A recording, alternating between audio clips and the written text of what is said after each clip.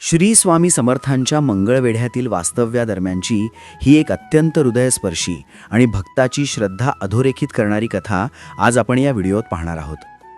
मंगळवेढा येथे एक गरीब विणकर कोष्ठी राहत असे. तो स्वामींचा अनन्य भक्त होता. लोक पंढरपूरच्या वारीला जात असत, पण हा विणकर मात्र स्वामींच्या रूपातच मला पांडुरंग दिसतात असे मानून स्वामींच्या चरणी सेवा करत असे.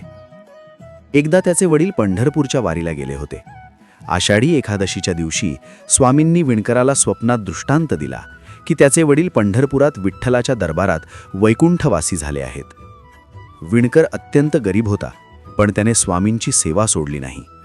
स्वामींनी त्याला प्रसन्न होऊन त्याच्या गरिबीचा अंत करण्याचा निर्णय घेतला.